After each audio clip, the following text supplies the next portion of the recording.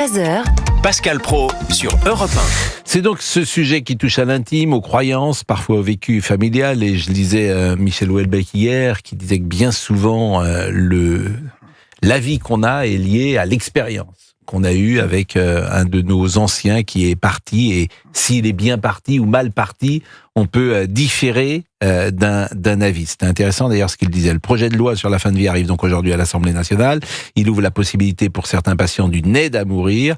Qu'en pensez-vous ? Vous pouvez nous réagir. appeler et on rappelle le téléphone. Oui, 01 80 20 39 21. Et puis on est avec Bruno Dalla Porta, que je remercie. Bonjour monsieur, vous êtes néphrologue, les pathologies qui affectent les reins. Vous êtes auteur de Tuer les gens, tuer la terre, l'euthanasie et son angle mort. Et peut-être avant d'entamer la discussion avec les auditeurs, avons-nous besoin de quelques secondes pour replacer ce débat ? Oui, bonjour et merci de cette invitation. Alors, avant de commencer le débat, oui, j'aimerais bien clarifier un point. En fait, on nous parle d'aide à mourir. 90% des Français sont pour l'aide à mourir. Mais en fait, on se demande pourquoi 100% ne seraient pas d'accord pour l'aide à mourir. En fait, pour nous, il y a 5 situations qui relient le médecin et la mort. Et c'est extrêmement important à comprendre. Parce que c'est de là que viennent les confusions et les amalgames. Premièrement, vous avez l'abstention.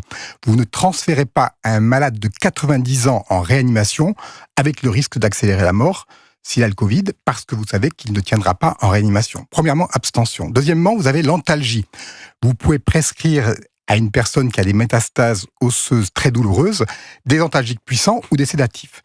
Troisièmement, vous avez ce qu'on appelle les limitations et arrêts de traitement. On peut arrêter un traitement vital disproportionné et inutile au risque d'accélérer la mort. Par exemple, on peut arrêter l'hémodialyse, qui est ma discipline. Quatrièmement, vous avez le suicide assisté. Vous remettez à la personne un poison qu'elle va elle-même absorber ou une perfusion qu'elle va déclencher. Cinquièmement, vous avez l'euthanasie. Dans ce cas-là, le médecin provoque délibérément la mort à la personne et elle meurt en 5 secondes. Vous comptez 1, 2, 3, 4, 5, c'est terminé. Et ce qu'il faut voir... Et 5 secondes en 1 minute, 2 minutes, c'est terminé. Ce qu'il faut voir, c'est qu'il y a un crescendo... Sans souffrance. Je vais juste finir ce point-là, c'est-à-dire qu'il y a Elle est consciente ? Il y a une très grande différence. Là, vous me coupez déjà parce que c'est le point le plus important pour vous expliquer. Je vais revenir à votre question sur les 5 secondes. En fait, ce qu'il y a, c'est que entre le 1, 2, 3, 4, 5, c'est de plus en plus grave moralement. Le 1 est moins grave que le 2, que le 3, que le suicide assisté avec l'euthanasie. Et deuxièmement, ce que personne ne repère, c'est qu'il y a une coupure entre le 1, 2, 3 et le 4, 5. 1, 2, 3, abstention, antalgie, arrêt de traitement, la personne meurt du fait de la maladie. Et la loi permet d'accompagner, de soulager depuis 2005. Elle meurt du fait de la maladie. Et 4-5, la personne meurt du fait de l'humain. C'est l'humain qui provoque quelque chose à l'humain. Et pour répondre à votre question, oui, dans le 4-5, la personne meurt en 1 ou 2 minutes. Ça n'a rien à voir comme geste avec un arrêt de traitement. Si j'arrête la dialyse, il y a 2-3 semaines ou quelques jours, quelques heures. Et donc, ce qu'il faut voir, c'est que, j'en ai terminé en 30 secondes, ce qu'il faut voir, c'est que les gens mélangent tout. Ils réclament le soulagement de la souffrance en pensant que c'est l'euthanasie. Or, le soulagement de la souffrance, c'est le 2, l'antalgie, où ils disent c'est insupportable, le pouvoir abusif des médecins, l'acharnement thérapeutique, oui, je suis pour l'euthanasie. Or, c'est le cas numéro 3, c'est les limitations et traitements. Et tout le monde se trompe. Emmanuel Macron, dans sa tribune Libé la Croix, se trompe aussi. Il dit, ça ne sera pas un suicide assisté, ça ne sera pas une euthanasie, c'est une aide à mourir. En fait, c'est faux. Le Conseil d'État, qui est la norme supérieure, dit non, Emmanuel Macron se trompe, c'est bien le 4 et le 5 dont vous parlez. Donc c'était pour préciser ça. Oui, mais le 4 et le 5, c'est-à-dire que quand il dit aide à mourir, pourquoi il se trompe ? Parce que c'est une euthanasie ? Parce qu'en fait, c'est un mot qui enfume tout le monde. C'est un grand brouillard. Euthanasie. Non, le mot aide à mourir. Oui, mais la vérité... La vérité, c'est une euthanasie. C'est une euthanasie. D'accord. Et un suicide assisté. Et lui, il trouve simplement qu'aide à mourir, c'est plus doux. C'est-à-dire que de la même manière, dans notre société, qu'on dit parfois un non-voyant et on ne dit plus aveugle, c'est l'air du temps que de ne pas poser des mots. D'ailleurs, on ne dit plus bien souvent il est mort. On dit il est parti. Voilà. Moi, quand j'étais enfant, on disait il est mort. On ne disait pas il est parti. Vous avez totalement raison. Donc il y a cette volonté de ne pas dire les mots parfois qui sont les plus crus. Il y a ça, en fait, non, il y a même une perversité des mots, une perversité des langages, c'est-à-dire une manipulation. On dit aide à mourir, parce que tout le monde est pour l'aide à mourir, les gens sont désorientés. Et c'est ce qui se passe dans les hôpitaux. C'est-à-dire ? C'est-à-dire qu'on a tous été confrontés à un ancien qui était dans notre famille, qui souffrait, et on a tous été confrontés à un dialogue qu'on a eu avec le médecin, en disant, écoutez, c'est pas possible, vous pouvez pas laisser ma grand-mère, mon grand-père comme ça, et puis 24 heures après, c'était terminé. Donc on en concluait que le médecin avait fait ce qu'il devait faire. Oui, mais là, il faut encore être très précis parce que si vous avez des bonnes pratiques, en fait, le 4 de la sédation et de l'antalgie est totalement légal et moral depuis 2005, les gens ne le savent pas. Et le 3, c'est l'interdiction de l'acharnement thérapeutique qui est totalement légal. Les gens ne s'en rendent pas compte. Je pense aux auditeurs quand vous dites le 3, le 4, le 5, ils peuvent être un peu perdus. Mais en tout cas, votre exposé était, d'abord, il était utile. Ces 5 cas où le médecin a un rapport à la mort. Et effectivement, ces 5 cas ne sont pas les mêmes. C'est-à-dire d'arrêter un traitement, ce n'est pas la même chose que de provoquer la mort en 5 secondes, bien évidemment. Et on a une très grande loi depuis 2005 qui nous permet de bien travailler. Et en fait, le cas suicide assisté euthanasie, ça représente 1% dans nos pratiques. Ça n'existe pas dans nos services. Si vous venez dans mon service demain ou cet après-midi, il y a 150 personnes très âgées, très épuisées, très malades. Vous n'avez pas de demande d'euthanasie. On fait un focus sur l'euthanasie alors que c'est pas l'enjeu de nos hôpitaux ni de notre société. Bon, c'est pour ça que vous êtes là et c'est des sujets évidemment qui passionnent et qui divisent la société française. Je voudrais qu'on écoute François Braun, médecin urgentiste, ancien ministre de la Santé. Il était interrogé par Laurent Tessier. C'est un sujet, bien sûr, qui prend de plus en plus d'ampleur. Heureusement, d'ailleurs, depuis la loi Claes-Leonetti, on en parle beaucoup plus. Et c'est un sujet qui concerne les urgentistes au premier chef, qui sont en contact en permanence avec la mort, et puis bien sûr nos collègues des soins palliatifs. Donc c'est un choix de société, j'insiste vraiment là-dessus, ce n'est pas un choix médical, et si tant est que le législateur, puisque c'est à lui de faire la loi, le législateur évoluerait vers ne serait-ce que le suicide assisté, qui est probablement la moins mauvaise solution, il faut qu'il écoute les médecins, on ne peut pas imposer un acte à des professionnels de santé contre leur avis. C'est intéressant également parce que moi je fais plutôt confiance en tout à des professionnels, quel que soit le sujet. Quand je vois que tous les professionnels de la santé sont contre ce texte de loi, je me dis ces gens-là en savent un peu plus quand même que moi, ce qui est bien normal. Écoutons Maude Bréjean, députée Renaissance des Hauts-de-Seine. Elle était invitée de Laurence Ferrari ce matin sur CNews et sur Europe 1. Un terme important a été changé. Initialement, dans le texte, je vais lire pour être très précise, il était mentionné que c'est des patients qui étaient atteints d'une maladie grave et incurable avec un pronostic vital engagé. À court ou moyen terme. À court ou moyen terme. La notion de pronostic vital engagé a été retirée de ce texte, ce qui pourrait ouvrir la possibilité d'une aide à mourir pour des maladies qui ne seraient pas des maladies mortelles. Donc là, on est dans ce qui, pour moi, est une dérive par rapport à la philosophie initiale du texte. C'est pourquoi je ne voterai pas le texte s'il reste tel que issu de la commission. Non mais Maude Bréjean a dit quelque chose, effectivement, qui est invraisemblable. Si vraiment on a retiré ce mot affection grave et incurable engageant le pronostic vital, effectivement, on ne peut pas pratiquer une euthanasie avec des gens qui ne sont pas à l'extrémité de leur vie. Et c'est exactement ça le problème. En fait, jusqu'à présent, dans la loi de 2005 et 2016, il fallait qu'on soit à un pronostic vital engagé à court terme. Court terme, nous les médecins, on sait ce que ça veut dire. Quelques heures, quelques jours. Il était question de passer à moyen terme. C'est beaucoup plus flou. Moyen terme, c'est 6 mois. Pourquoi ça a été retiré alors ? Un an ? Parce qu'en fait, pourquoi ils augmentent... comment dire, cette expression a-t-elle été retirée ? On va pas tuer des gens, j'allais dire qu'ils sont en bonne forme, c'est pas ce que je veux dire non plus, mais on va pas... effectivement, l'euthanasie ne doit être pratiquée que dans un terme final. Oui, exactement. Moi, par exemple, en hémodialyse, une personne de 20 ans qui a un coup de blues, qui se prend un immeuble sur la tête à l'annonce du fait qu'il est en insuffisance rénale terminale, il peut vivre 20, 30 ans, 40 ans, 50 ans. Or, il correspond aux critères. C'est-à-dire qu'il a une maladie avancée. Pourquoi Parce qu'en fait, il y avait un flou et ils augmentent le flou. Il y a une perversité sur les mots. On joue sur l'élargissement des critères. Mais pourquoi ? Pourquoi ?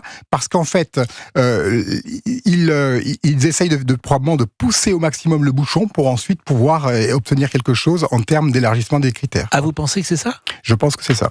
Bon, il est 11h43, mais c'est vrai que ça nous surprend. Là encore, les choses les plus simples nous surprennent toujours et un peu de bon sens ne nuirait pas sur une décision comme celle-là. Nous marquerons une pause, je le disais, nous sommes avec Bruno Dalla Porta, néphrologue, les pathologies qui affectent les reins. À tout de suite. Et je le remercie, les néphrologues. Et ce qui est intéressant, évidemment, c'est de confronter Monsieur Dalla Porta, votre avis ou vos conseils avec les auditeurs. Et là, nous sommes avec Céline. Céline qui a 58 ans. Bonjour Céline, et qui est atteinte de sclérose en plaques et qui souhaitait témoigner sur cette possibilité de loi qui pourrait passer ou non. Bonjour Céline. Bonjour. Est-ce que vous pouvez rapporter votre cas à Monsieur Dalla Porta et échanger avec lui ? Bien sûr. Alors moi, j'ai une sclérose en plaques depuis 27 ans. J'en ai 58. Je suis devenue déficiente visuelle à la suite de la CEP. Je rappelle au passage que jeudi, c'est la journée mondiale de la sclérose en plaques. Voilà, je le place. Et depuis l'annonce de ma maladie, j'ai tout de suite réfléchi à ce que je voulais pour la fin. Voilà, sachant que je me suis renseignée au maximum de ce qui m'attendait. Qu'il y avait différentes évolutions de la maladie et que je sais ce que je veux et surtout ce que je ne veux pas. Et ce que je ne veux pas, c'est une maladie neurodégénérative qui n'est certes pas aujourd'hui mortelle, mais dont on sait la finalité. À un moment donné de notre vie, on devient dépendant, on devient à la charge de nos tiers. Et moi, j'ai une vie qui me plaît malgré la maladie, mais je veux surtout pas être figée dans ma vie. Et donc, j'ai toujours réfléchi à ce souhait. J'ai fait mes directives anticipées que je renouvelle tous les 3 ans, que je donne à mes médecins généralistes, neurologues. Je le dis à tout le monde. Et si cette loi, je compte fortement sur cette loi parce que je ne suis pas dans une situation de mortelle. Mais si un jour je ne veux plus supporter cette vie parce que pour moi je veux que ça s'arrête, cette loi me le permettra. Je n'ai pas les moyens d'aller en Suisse, je n'ai pas les moyens d'aller en Belgique. Et si cette loi ne le passe pas,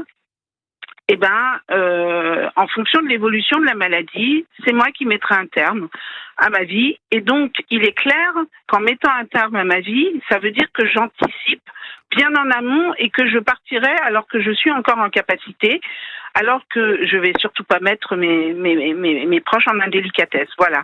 Donc, cette loi Monsieur me Dalla permettra... Porta, c'est intéressant ce que vous dites. En clair, vous vous suicidez si la loi ne passe pas. Absolument, oui, il faut dire le mot, je me suiciderai. Voilà, il ne faut pas avoir peur des mots. Et puis, j'entends bien tous les débats. Les médecins ne veulent pas, mais il y a des médecins qui ne veulent pas pratiquer l'avortement. Donc, je veux dire, le respect de chacun. Non, mais c'est un cas très intéressant. Honorable. Vraiment, alors, c'est un cas, si j'ose dire, parce que vous êtes évidemment dans une... Aujourd'hui, vous êtes autonome, vous travaillez, par exemple, ou vous Oui, êtes... je suis autonome, je travaille à mi-temps, puisque la maladie m'a entravé quand même dans certaines choses. Donc, oui, mais je suis toujours dans la vie, donc je veux continuer dans la vie. Dalla Porta, parce que voilà un cas concret, et au-delà, évidemment, de la théorie et d'une loi, des cas concrets, c'est intéressant d'échanger. Oui, merci beaucoup pour le témoignage. Effectivement, c'est une véritable épreuve humaine et je comprends très bien vos inquiétudes, votre souffrance, les angoisses éventuellement. Et d'ailleurs, je suis praticien avec des personnes extrêmement malades, extrêmement âgées, extrêmement Oui, mais là, c'est atteintes. pas le cas. Ça, c'est différent. C'est pour ça que ce cas est différent. Donc, cette femme, elle vous dit, aidez-moi. Moi, je ne veux pas aller au-delà de la limite que je me suis imposée à moi. D'accord. Donc, et elle dit, si la loi passe pas, donc on est dans le cas, effectivement, où on n'est pas dans le cas, avec la définition que je vais lire, affection grave et incurable engageant son pronostic vital, on n'est pas dans ce cas-là. Elle nous dit, moi, peut-être qu'un an, 2 ans avant la fin, je veux pouvoir mourir. D'accord. Qu'est-ce qu'on dit à ces gens-là ? Alors, avec tout le respect que j'ai pour cette personne, Céline. Pour Céline, avec tout le respect que j'ai, en fait, il faut aussi voir la collectivité, l'ensemble de la société. Et en réalité, là, pour l'instant, elle pense ceci, et ce que je respecte considérablement, mais en réalité, ensuite, il y a les possibilités dont je vous ai parlé. Il y a l'accompagnement, l'estime, la considération. Il est possible que des personnes dans sa situation puissent bénéficier d'un arrêt de traitement avec sédation, qui est déjà légal. Et par exemple, la sclérose latérale amyotrophique, qui est très souvent pris en considération. J'ai appelé le chef de service du chef de pôle à Pitié et je lui ai demandé combien de personnes vous avez qui, à la fin, vraiment en situation, pas à distance, quand elles sont estimées, considérées, accompagnées, demandent l'euthanasie. Il me dit, en fait, on n'en a pas, ça n'existe pas, on a 0,5%. Donc la vraie question, c'est est-ce qu'on légifère... Et que vous pensez que Céline pense aujourd'hui ça, Oui. Et que si elle était confrontée à la situation, elle ne penserait plus la même chose. C'est alors, ça. Moi, vous comprenez, vous mettez en grande difficulté, parce que je vois très bien la situation dont elle parle avec la difficulté, mais je vous donne un exemple.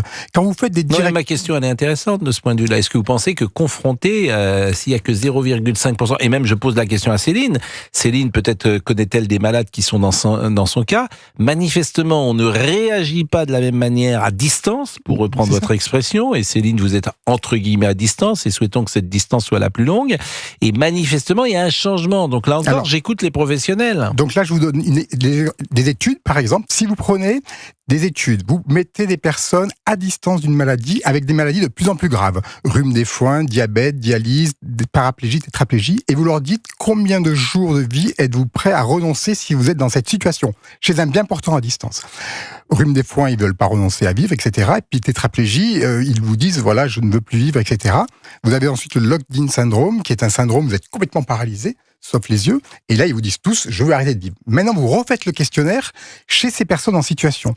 Eh bien, chez ces personnes en situation, les personnes ne veulent pas mourir. C'est-à-dire que le taux de demande... Je pourrais vous répondre, j'entends ce que vous dites, mais je pourrais vous dire que personne ne veut mourir. Je suis d'accord avec vous, parce que moi, je le constate. Je vais dans des établissements où il y a des gens qui sont très âgés. Personne ne veut mourir, parce que c'est l'instinct de survie. La vie veut la vie. Voilà, la vie veut cette personne. Aussi. Voilà, bien sûr. Mais il n'empêche qu'il est possible que ce qu'on pense vraiment, on le pense précisément à distance. Alors je sais que c'est pas toujours dit, parce qu'après il y a cet instant de survie. C'est trop, la mort fait tellement peur que tu peux dire je préfère vivre, bien sûr. Dans tous ces débats médiatiques, il y a un piège. On focus sur l'exception et sur l'individu à distance. On ne tient pas compte du fait qu'une loi symbolique comme l'interdit de tuer est une loi pour la collectivité qui est faite pour protéger tout le monde, les vulnérables, etc. On focalise sur le court terme, c'est-à-dire qu'on focalise sur le court terme. Or, l'enjeu, c'est le grand âge à long terme dans 20 ans. C'est-à-dire que le grand âge va augmenter terriblement. Vous avez de moins en moins de jeunes. Vous allez avoir 2,5 millions de personnes de plus de 85 ans en 2030, le double, 5 millions en 2050. Et donc, la vraie question, c'est qu'est-ce qu'on va faire collectivement de toutes ces personnes vulnérables, de nos entraides, de nos solidarités. Bon, Céline nous écoute et elle pourra peut-être vous répondre, parce que vous lui apportez pas manifestement la solution qu'elle aimerait. La solution que j'apporte, c'est que j'ai toute ma considération. Tout mon service est rempli de personnes comme ça. Je comprends. Et nous, non, pas de personnes comme Céline. Si, puisque on a également des personnes jeunes, des tétraplégiques, on a des atteintes neurologiques. C'est une fondation, il y a énormément de personnes. Les gens, quand ils sont estimés, qu'ils ne sont pas abandonnés, quand la douleur est soulagée, et quand la loi est connue, Claes Leonetti, à 99%, on a la solution pour accompagner correctement. Alors, j'ai envie de dire, où est le problème ? À ce moment-là, faisons la loi pour les 0,5% si personne ne veut. Alors, le problème, là, il devient plus philosophique. Est-ce qu'on légifère l'exception dans une démocratie ? On passe notre temps à légiférer pour l'exception. On donne des droits. La GPA, c'est une exception. Le mariage pour tous, c'est une exception. Donc, c'est très souvent qu'on donne des droits à des gens qui n'en avaient pas. Vous avez complètement raison. On légifère les exceptions. Mais là, il s'agit de grandes lois symboliques. On a 3 grands tabous. L'interdit du cannibalisme, la prohibition de l'inceste et l'interdit du meurtre. Et ces lois-là sont beaucoup plus importantes anthropologiquement qu'une loi sur réguler... J'ai l'impression qu'on ne dit pas tout. J'ai l'impression qu'on a peur aussi qu'une loi comme ça amène des abus. Et j'ai l'impression qu'il y a ça aussi. Mais on pourra en parler tout de suite après la pause. Il est 11h57, 5. Europe 1. Europe 1. 11h, 13h. Pascal Praud et vous. C'est un sujet donc qui touche à l'intime, aux croyances, au vécu familial, le projet de loi sur la fin de vie. Nous sommes depuis quelques minutes avec Bruno Dalla Porta et je le remercie grandement, il est néphrologue. J'ai l'impression qu'on ne dit pas tout quand même. J'ai l'impression qu'on ne dit pas les craintes de tous ceux qui travaillent dans les hôpitaux, les médecins, les infirmières, etc. Ils craignent quelque chose, des dérives, sans doute. J'ai l'impression aussi qu'il y a ou des groupes de pression ou des lobbies qui poursuivent parfois des buts qui ne sont pas affichés clairement. Donc j'ai l'impression que derrière ce sujet, il y a du non-dit. Et je vous pose la question comme ça. En fait, quand Emmanuel Macron a proposé cette loi, il craignait que ça soit les religieux dogmatiques qui viennent, comme pour le mariage pour tous ou la PMA. Et en fait, il a été très surpris parce que ce sont les professionnels de santé qui ont réagi. En fait, ce sont des chefs de service qui sont en relation avec des visages, avec des corps, avec la mort, et qui ont dit, attendez, il faut vraiment pas y aller, il faut pas ouvrir la porte, parce que si on entrouvre la porte, si on commence à mettre des critères même stricts, 20 ans après, la porte est grande ouverte. Une porte entrouverte finit grande ouverte. Et cette semaine, d'ailleurs... Mais il y a des exemples peut-être en Europe de pays par exemple en Suisse, vous diriez que la porte est ouverte. Eh bien, en fait, à Bruxelles, il y a des dérives, parce que l'euthanasie est possible dans ces deux pays. Donc, en fait, si vous prenez par exemple Canada, Pays-Bas, Belgique, qui ont dépénalisé par exemple depuis 20 ans pour la Belgique, bien évidemment que ça a augmenté. Ils ont voulu légiférer, protocoliser les exceptions, les 0,5 ou 1%, et en fait, ils les font proliférer. On a 3, 4, 5, 7% de demandes d'euthanasie parmi les personnes qui meurent. Aux Pays-Bas, ça monte parfois à 10%, 15% des décès qui sont liés à l'euthanasie. Et quels sont les glissements, les engrenages mécaniques? Vous avez ensuite l'élargissement aux personnes mineures, vous avez ensuite l'élargissement aux personnes jeunes atteintes de troubles psychiatriques. Par exemple, une jeune femme qui était aux attentats de Belgique, qui a été traumatisée, qui avait une souffrance psychologique, 23 ans, elle a été mise à mort à sa demande. Qui peut vous dire qu'à 23 ans, votre vie est clôturée? Qui peut vous dire que vous n'allez pas faire une rencontre, un voyage? Mais elle était en bonne forme, si j'ose dire, physique. Elle était en bonne forme physique. Mais il n'y avait que des problèmes psychologiques. Elle a demandé de mourir et bien, ça en a fait, été possible. Il suffit de changer d'expert, d'avoir des critères. Et par exemple, aux Pays-Bas, je vous donne des exemples. Si vous marquez sur vos... Si vous voulez être... Il y a eu ce qu'on appelle la coffee-euthanasie. Une personne dit, le jour où je ne peux plus reconnaître mon fils et où je passe en EHPAD, je veux être euthanasiée. Donc elle le marque sur ses directives anticipées. Le jour où elle passe en EHPAD, elle ne pense à rien de particulier, elle attend une part de gâteau, la petite fille qui a passé, elle perd un peu la tête, elle ne demande rien. Or, elle avait marqué noir sur blanc, il faut m'euthanasier si j'ai des troubles cognitifs. Résultat, ils ont essayé de la choper, ils n'y arrivaient pas, ils ont mis un sédatif dans le café, ils l'ont bloqué et ils l'ont euthanasié. Donc le truc est remonté au tribunal de Halle. Donc vous voyez, après il y a eu d'autres cas qui peuvent... Je continue sur les dérives. Vous pouvez avoir... Et c'est pas des dérives, c'est l'enclenchement logique du fait que vous faites tomber une loi civilisationnelle. Ou encore, vous avez des personnes qui disent « je veux être euthanasié, et si je suis euthanasié, je veux que mes organes servent à une greffe ». Donc ça passe dans le journal, formidable, une euthanasie, 5 greffes. Après, vous avez des personnes qui disent « voilà, je préfère être euthanasié à la maison parce que j'ai les amis autour de moi, mais je veux être greffé ». Comme les organes vont être de mauvaise qualité, eh bien, qu'est-ce qu'on leur propose? On est en train d'envisager, ça n'a pas été vraiment fait encore, de les endormir à la maison et de les transférer à l'hôpital. Donc, en fait, quand vous touchez une loi symbolique, vous avez une multiplication d'exceptions qui prolifèrent. Et l'enjeu, ce qu'il faut bien comprendre, c'est pas le cas particulier. L'enjeu, c'est notre société. C'est quel monde on veut, quelle prise en compte on prend des plus vulnérables. Je vous remercie beaucoup. En tout cas, chacun peut se faire un avis et peut-être même faire évoluer son avis. C'est vrai que j'entends les professionnels de la santé. Et je le répète, je suis plutôt enclin à écouter les gens qui sont confrontés à ces sujets-là matin, midi et soir qu'à quelqu'un comme moi qui n'a qu'un regard extérieur. Je vous remercie beaucoup, monsieur Bruno Dallaporta. Je rappelle que vous êtes néphrologue. Ce sont les pathologies qui affectent les reins. Et pour être tout à fait complet, j'ajoute que ce changement du texte initial est approuvé par l'Association pour le droit de mourir pour la dignité, la DMD, et le rapporteur général Olivier Falorni, que vous connaissez, qui est du groupe Modem, pour qui la notion de moyen terme était inopérante. Voilà ce qu'on pouvait dire sur ce sujet. On va changer à présent d'univers puisque on va parler de Sniffy. Il s'agit d'une poudre blanche à inhaler par le nez, vendue dans certains bureaux de tabac. Un procédé, un geste qui rappelle celui de la cocaïne. Donc c'est quand même très très étrange. J'imagine qu'il y a des conséquences quand on prend de la cocaïne pour les reins. Monsieur Dallaporta. Pas directement, c'est rare. C'est rare. Bon, écoutez, il y a des conséquences pour tellement autre chose que qu'il n'y en ait pas pour les reins. C'est un moindre mal, si j'ose dire. Il est 12h11, on marque une pause. N'oublions pas que nous sommes lundi.